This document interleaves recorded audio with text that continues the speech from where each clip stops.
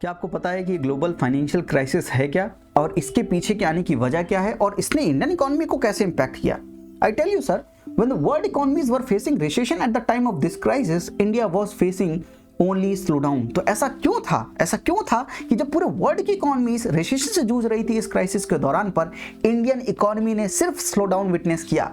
इसको समझने के लिए हमें समझना पड़ेगा कि ग्लोबल फाइनेंशियल क्राइसिस है क्या, और साथ में इस बार की इकोनॉमिक सर्वे 2021-22 ने बात की है कि इंडियन इकोनॉमी का कैसा रिस्पांस रहा है टुवर्ड्स क्राइसिस।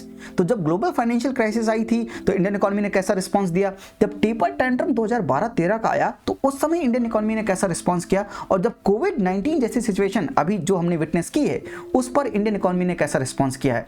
तो आपसे मेंस में सवाल पूछ सकता है कि क्या इंडियन इकोनॉमी बहुत रेजिलिएंट बन रही है नाउअडेज, क्राइसिस को फेस करने की क्षमता ज्यादा आ गई है? तो इन सवालों को टैकल करने के लिए आपको समझना पड़ेगा कि ये क्राइसिस है क्या।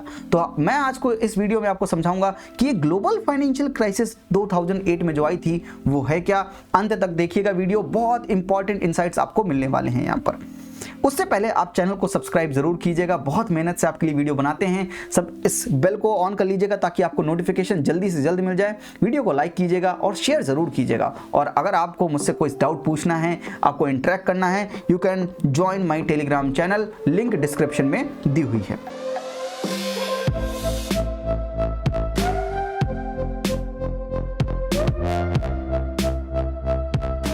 इस क्राइसिस को थोड़ा सा बारीकी में समझते हैं, थोड़ा सा बैकग्राउंड लेकर समझने की कोशिश करते हैं। हम समझते हैं कि 90s के दशक में यूएसए की इकोनॉमी में हो क्या रहा था।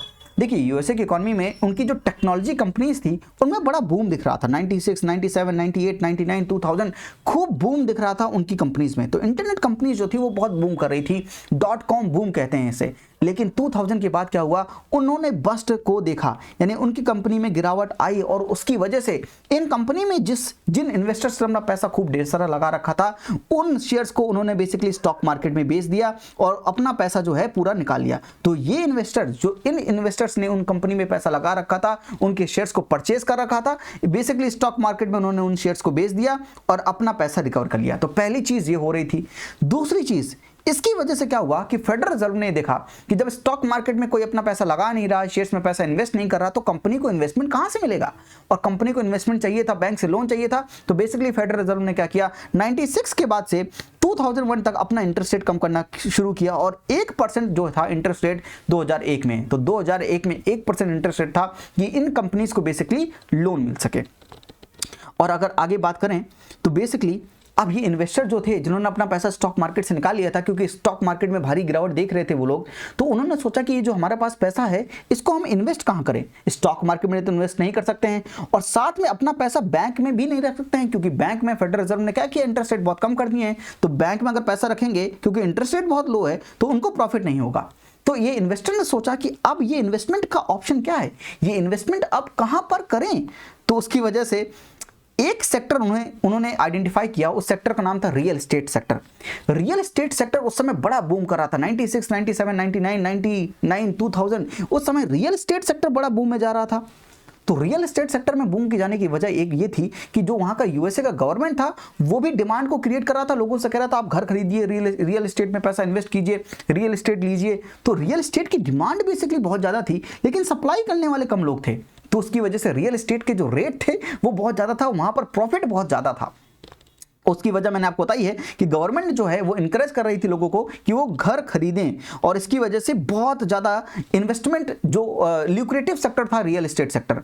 और साथ में क्योंकि इंटरेस्ट रेट बहुत कम थे, समझिएगा इंटरेस्ट रेट बहुत कम थे, तो इनको जो लोन मिलना था, जो हाउसिंग के लिए घर बनाना चाहते हैं, रियल एस्टेट पे इन्वेस्ट करना चाहते हैं, उनको जो लोन चाहिए था वो लोन चीपली अवेलेबल था। तो लोन आराम से मिल रहा था और हाउसिंग सेक्टर में बूम था। तो ये लोग क्या करते थे, ये घर खरीदते थे, बनाते थे, बेसिकली घर बनाते थे, रियल एस्टेट को खरीदते थे, जमीन खरीदते थे, और उसके बाद क्या करते थे, उसमें घर को कंस्ट्रक्ट करते थे और लोगों को बेच देते थे। उसकी वजह से इनको बड़ा प्रॉफिट मिलता था। इनको बड़ा प्रॉफिट मिल रहा था क्योंकि लोन तो चीप थे। तो ये लोग क्या करते थे, जितने भी बोरोवर्स थे वो लोन क्या करते थे, बैंक से लेकर आते थे, चीप लोन लेकर आते थे, घर बनाते थे, घर बेचते थे और उसकी वजह से प्रॉफिट कमाते थे। समझ गए? तो ऐसा चल रहा था वहां पर, इंटरेस्ट रेट ऐसे थे, इसकी वजह से खूब ढेर सारा बूम था। तो रियल एस्टेट सेक्टर में खूब ढेर सारा बूम देखने को हमको मिल रहा था और उसकी वजह से ये जो इन्वेस्टर्स जो स्टॉक मार्केट से अपना पैसा निकाल के ला रहे थे, उन्होंने रियल एस्टेट सेक्टर को बड़ा लिक्विडेटिव की तरह से देखा, बड़ा लिक्विडेटिव सेक्टर था और उन्होंने सोचा कि यहां पर पैसे इन्वेस्ट किए जाए, क्यों नहीं यहां पर पैसे इन्वेस्ट करके हम प्रॉफिट जनरेट करते हैं। तो ऐसा होना शुरू किया गया। अब लोन देने वाला कौन था? बैंक्स लोन देते थे। बैंक के पास जितनी लिक्विडिटी थी उसके हिसाब से बैंक लोन दिया करता था।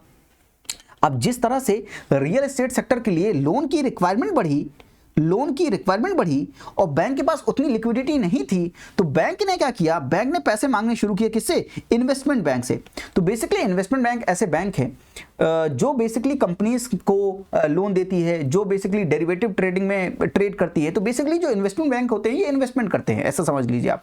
तो इन्वेस्टमेंट बैंक के पास बैंक गया और बोला कि मुझे पैसे की जरूरत है क्योंकि हाउसिंग बनाने के लिए, रियल एस्टेट सेक्टर के लिए बहुत ढेर सारे लोन की डिमांड हो रही है और वो लोन जो है हम अवेलेबल करवाना चाहते हैं, खूब ढेर सारे लोगों को लोन देना चाहते हैं, तो आप हमें पैसा दे दीजिए।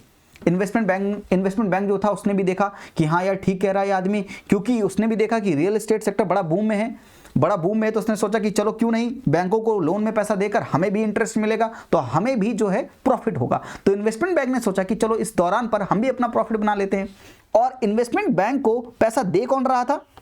इन्वेस्टमेंट बैंक को पैसा दे कौन रहा था? ये जो इन्वेस्टर्स थे, जो आपने देखे थे, जो स्टॉक मार्केट से अपना पैसा निकाल के लाए थे, उन्होंने अपना पैसा इन्वेस्टमेंट बैंक में लगा दिया और ये इन्वेस्टमेंट बैंक ने बैंक को पैसा दे दिया। और बैंक ने पैसा किसको दिया? रियल एस्टेट वालों को, जो बोरोवर थे, जो बोरोवर थे उनको पैसा दे दिया बेसिकली। अब क्या हो रहा था, जब कोई हाउसिंग लोन के लिए आता था तो बैंक पूरी तरह से उसकी जांच करता था, पूरी तरह से सारे कागजात, पैन कार्ड है, आधार कार्ड है, जो भी वहां पर चलता था उनकी पूरी तहकीकात करता था, सारे डॉक्यूमेंट्स चेक करता था, तभी उनको लोन देता था। लेकिन एक समय पर ऐसा हुआ, क्योंकि रियल एस्टेट सेक्टर इतना बूम में था कि ये बैंकों ने क्या करना शुरू किया, इन्होंने ऐसे लोगों को लोन देना शुरू किया जिनकी रीपे करने की कैपेसिटी नहीं थी, तो उन्होंने बेसिकली सब प्राइम बोरोवर्स को लोन देना शुरू कर दिया। क्यों? लालच के चक्कर में, कि बैंक ने सोचा कि चलो और लोन देता हूं क्योंकि मेरे पास पैसा पीछे से आ रहा है। कौन पैसा दे रहा है? इन्वेस्टमेंट बैंक पैसा दे रहा है। उनको कौन पैसे दे रहा है? बेसिकली इन्वेस्टर्स पैसे दे रहे हैं। तो बेसिकली बैंक के पास लिक्विडिटी आ रही थी, पीछे से इनफ्लो था लिक्विडिटी का, और उसने सोचा कि चलो ठीक है पैसे आ रहे हैं, तो उसने इनको भी लोन देना शुरू कर दिया, जो थे सब प्राइम बोरोवर्स, जिनकी कैपेसिटी रीपे करने की नहीं थी, उनको भी लोन देने शुरू कर दिया। यानी उनके डॉक्यूमेंट चेक किए पर उतने ढंग से चेक नहीं किए, उनको पता था कि ये सब प्राइम बोरोवर्स हैं, और इनको लोन देने की एक वजह ये थी क्योंकि इनके ऊपर उन्होंने चार्ज किया हाई इंटरेस्ट रेट। और पैसा कमाने के लिए इन बैंक ने सब प्राइम बोरोवर्स पर चार्ज किया हाई इंटरेस्ट रेट। ठीक है, तो ये बेसिकली बोरोवर 4 टाइप के होते हैं। हमने इंडियन इकोनॉमी के कोर्स में पढ़ा है कि प्राइम बोरोवर्स वो होते हैं जिनकी कैपेसिटी होती है पे करने की, subprime borrowers do not have the capacity to repay the loans. और इसकी वजह से ऐसा हुआ क्योंकि बैंक ने बहुत ढेर सारा लोन सब प्राइम बोरोवर्स को दे रखा था, ये सब प्राइम बोरोवर्स अपना लोन वापस रीपे नहीं कर पाए। और उसका रीजन ये भी था कि जब बहुत ढेर सारे लोग इकोनॉमी में खूब ढेर सारा लोन ले रहे हैं और होम क्रिएट कर रहे हैं, तो होम की एक दिन सप्लाई ज्यादा हो ही जानी है, सप्लाई बढ़ जाएगी और डिमांड उतनी ही थी। तो सप्लाई ज्यादा हो गई और डिमांड कम थे, तो उसकी वजह से क्या हुआ है, हाउस के जो प्राइसेस हैं, रियल एस्टेट के जो प्राइस है वो धीरे धीरे कम होने लगे। तो मान लीजिए अगर ये बोरोवर से इन्होंने 50 लाख रुपए का लोन लिया है और लोन लेने के बाद अगर जो उन्होंने घर बनाया उसकी कीमत 35 लाख रुपीस है, क्योंकि उतनी डिमांड है नहीं, तो उसकी अगर कीमत 35 लाख रुपीस है तो ये तो डिफॉल्ट करना जरूरी है इसका, क्योंकि इसके पास पैसे हैं नहीं। और ये सब प्राइम बोरोवर्स क्या करते थे, जितना भी पैसा लगता था हाउस कंस्ट्रक्ट करने में, बैंक से पूरा पैसा लेकर आते थे। यानी बैंक से इतना अमाउंट लेकर आते थे, अपनी जेब से 1 रुपए नहीं लगाते थे। ऐसा होता है कि पहले आपको भी अपनी जेब से कुछ रुपए लगाना पड़ता है और बाकी बैंक पैसा आपको देता है, ऐसा होता है। लेकिन इस केस में ऐसा हो रहा था कि सब प्राइम बोरोवर्स ऐसे थे कि ये अपनी जेब से 1 भी रुपए नहीं लगा रहे थे और पूरा पैसा जो है बैंक से बोरो करके ला रहे थे। और 50 लाख रुपए अगर उन्होंने बोरो किया और हाउस की कीमत अगर 35 लाख रुपीस है, तो उससे एक काम तो ये होने वाला है कि ये डिफॉल्ट करने वाले हैं, क्योंकि इनके पास उतने पैसे आ नहीं रहे हैं। तो ये सब प्राइम बोरोवर्स ने क्या किया, लोन पर डिफॉल्ट करना शुरू किया और बैंक के पास क्या हुआ, नॉन परफॉर्मिंग एसेट की प्रॉब्लम आना शुरू हो गई, एनपीए बैंक का बनने लगा। और बैंक ने लोन किससे ले रखा था, इन्वेस्टमेंट बैंक से, जैसे कि लेहमान ब्रदर्स, मैंने आपको पढ़ाया बेसल नॉर्म 3 पढ़ रहे थे उस समय, मैंने आपको वहां पर बताया था कि लेहमान ब्रदर्स बेसिकली बैंकरप्ट हो गए क्योंकि उन्होंने ढेर सारा पैसा बैंक को दे रखा था। अब बैंक के पास पैसा नहीं आया तो इन्वेस्टमेंट बैंक को पैसा कैसे रीपे करें, तो ये बेसिकली बैंकरप्ट हो गए। गए। तो इनके पीछे के जितने इन्वेस्टर्स थे उनके पास भी पैसा नहीं, क्योंकि उनका ही पैसा डूबा। और इन्वेस्टर्स कुछ लोग ऐसे भी थे, अगर थोड़ा सा टेक्निकल और जाएं तो इन्वेस्टर्स ने बेसिकली इंश्योरेंस कंपनी से इंश्योरेंस करवा रखा था। तो बेसिकली इन्वेस्टर्स ने अगर कुछ पैसा दे रखा है इन्वेस्टमेंट बैंक को, तो उन्होंने क्या किया, अपने इन्वेस्टमेंट जितना भी किया उसका इंश्योरेंस करवा रखा था कि अगर ये इन्वेस्टमेंट डूब गया तो इंश्योरेंस कंपनी लायबल होगी पे करने के लिए। और बेसिकली इन्वेस्टर क्या करते थे, इंश्योरेंस कंपनी को प्रीमियम पे करते थे और प्रीमियम करने के बाद क्या करते थे, अपना इंश्योरेंस करवा लेते थे। और इंश्योरेंस कंपनी भी सोच रही थी यार इतना हाउसिंग सेक्टर बूम में है और जितने भी लोन दे रहे हैं सब AAA रेटेड हैं, AAA रेटेड थे सारे लोन्स। तो उन्होंने सोचा इतने अच्छे रेटेड लोन्स हैं तो जाहिर सी बात है हमारे पास प्रीमियम ज़्यादा आएगा, हमें रीपे करने की जरूरत नहीं पड़ेगी, तो हमारा इंश्योरेंस सेक्टर भी बूम में जाएगा।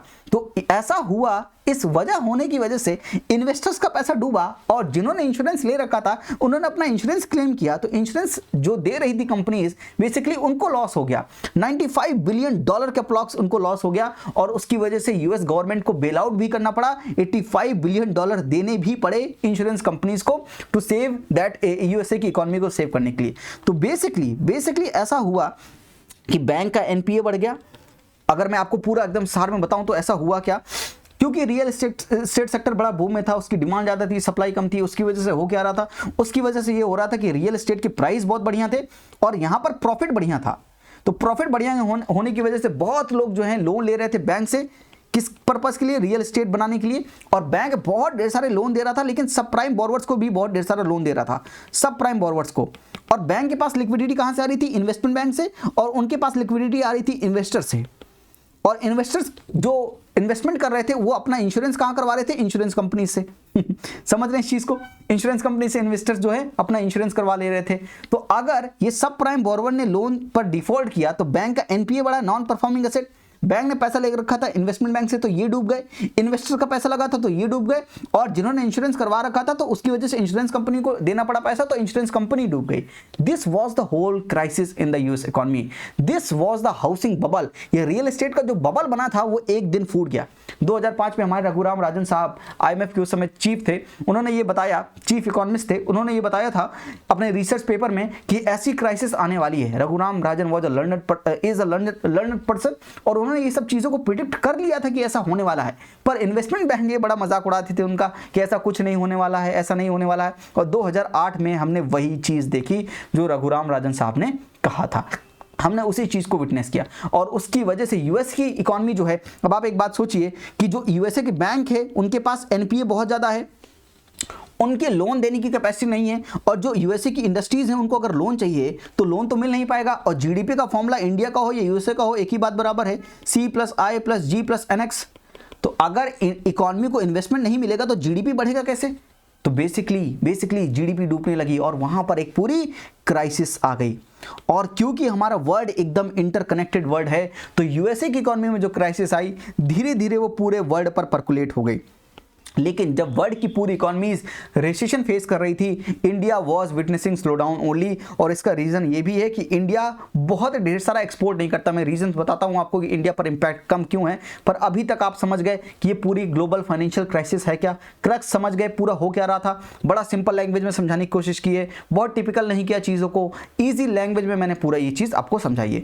और साथ में अगर मैं आपको बताऊं कि इंडिया पर इंपैक्ट कम क्यों पड़ा, जब पूरे वर्ल्ड की इकोनॉमी रिसेशन से जा रही थी, हमने स्लो डाउन ही क्यों फेस किया, हमने लेस सीवियर इंपैक्ट हमको क्यों फील हुआ, because of our lower dependence on export. हमारा एक्सपोर्ट बड़ा कम था, इतना ज़्यादा एक्सपोर्ट नहीं था वर्ल्ड पर कि हमें ज़्यादा इंपैक्ट हो, सबसे पहली बात। दूसरी बात, हमारी जीडीपी का जो साइजेबल कॉन्ट्रीब्यूशन है वो डोमेस्टिक सोर्सेज से है, एक्सटर्नल सोर्सेज से नहीं था। तो इतना इंटरकनेक्टेड हम नहीं थे, हमारा एक्सपोर्ट इतना ज़्यादा नहीं था। उसकी वजह से क्या हो रहा था कि जीडीपी का मोस्ट ऑफ द पार्ट हमारा जो था वो डोमेस्टिक था, वो तो आ ही रहा था। एक्सटर्नल जो सेक्टर था वो इंपैक्ट हुआ था, तो हमें कम इंपैक्ट फील हुआ। तीसरी बात, Indian banks had limited exposure to the US mortgage market, stressed global financial institution. तो इंडिया के जो बैंक्स थे उनका लिमिटेड एक्सपोजर था हाउसिंग रियल एस्टेट सेक्टर से, तो उन्होंने इतने ढेर सारे लोन्स वहां पर रियल एस्टेट सेक्टर को नहीं दिए थे, उनकी वजह से इंडियन बैंक्स तब भी बचे हुए थे। साथ में थोड़ा बहुत इंपैक्ट पड़ा, वो इंपैक्ट क्या था कि हमारा फिस्कल डेफिसिट बढ़ा। हमारा फिस्कल डेफिसिट क्यों बढ़ा? क्योंकि हमारे एक्सपोर्ट जो है वो इंपैक्ट हो गए हैं बेसिकली, और इंडियन गवर्नमेंट में भी अगर इंडिया जो है स्लो डाउन विटनेस कर रहा है, क्योंकि इंटरकनेक्टेड वर्ल्ड है, तो जाहिर सी बात है कि हमारा जो है रेवेन्यू कम आएगा, एक्सपेंडिचर गवर्नमेंट ज़्यादा कर रही है, तो फिस्कल डेफिसिट बढ़ गया। और 2008-9 तक हमारा 8.3% ऑफ जीडीपी इतना फिस्कल डेफिसिट था, जो कि आई थिंक 2007-8 में अगर आप देखेंगे या 2006-7 में देखेंगे तो 2.3% ऑफ जीडीपी का अप्रोक्स था। तो फिस्कल डेफिसिट हमारा बढ़ा। साथ में हमारा करंट अकाउंट डेफिसिट बढ़ा, क्योंकि एक्सपोर्ट तो हम नहीं कर रहे थे लेकिन इंपोर्ट तो हम कर ही रहे थे, जो क्रूशियल आइटम था उनका इंपोर्ट तो था, उसकी वजह से हमारा करंट अकाउंट डेफिसिट बढ़ा। 2.3% ऑफ जीडीपी था 2008-9 में, ये बढ़कर 4.8% ऑफ जीडीपी पहुंच गया 2012-13 में। और बेसिकली हमारे बैंक के नॉन परफॉर्मिंग असेट तो बढ़े ही बढ़े, नॉन परफॉर्मिंग असेट बढ़े। आज जो हम नॉन परफॉर्मिंग असेट की प्रॉब्लम देखते हैं वो बेसिकली शुरुआत हुई थी 2008 से। तो यूएसए में जो फाइनेंशियल क्राइसिस आया है, जिसे हम सब प्राइम क्राइसिस बोलते हैं, यूएस फाइनेंशियल क्राइसिस बोलते हैं, ग्लोबल फाइनेंशियल क्राइसिस बोलते हैं, ये जो हाउसिंग बबल फूटा, रियल एस्टेट सेक्टर का जो बबल फूटा, जो रघुराम राजन साहब ने प्रेडिक्ट किया था, उसकी वजह से पूरे वर्ल्ड को इंपैक्ट हुआ, पूरी ग्लोबल इकोनॉमीज को इंपैक्ट हुआ। लेकिन इंडिया के केस में ये है कि हमने स्लो डाउन विटनेस किया, कम से कम जय हो कि हमने रिसेशन विटनेस नहीं किया। आई होप कि आप पूरा ग्लोबल फाइनेंशियल क्राइसिस समझ गए। जब हम इकोनॉमिक सर्वे का एनालिसिस करेंगे संडे को, तो मैं आपको बताऊंगा कि हमारे कौन कौन से पैरामीटर थे। और इस वीडियो के बाद एक वीडियो मैं और आपके लिए छोटी सी बनाऊंगा टेबल टेंट्रम के ऊपर। तो ये जो क्राइसिस दो हम समझ लेंगे तो हमें इकोनॉमिक सर्वे में एनालिसिस करने में बड़ी दिक्कत नहीं होगी। हम समझ पाएंगे पैरेलल ड्रॉ करके कि इंडियन इकोनॉमी का रिस्पांस कैसा रहा है, Indian economy is becoming now more resilient और नॉट। इन सब चीजों का जवाब हम और दे पाएंगे इकोनॉमिक सर्वे के एनालिसिस के बाद। आई होप कि आपने ये चीज समझ ली है। अगर अच्छा लगे तो लाइक जरूर कीजिएगा, शेयर कीजिएगा लोगों के साथ, और सब्सक्राइब करना बिल्कुल ना भूलिएगा। थैंक यू, नमस्ते, जय हिंद।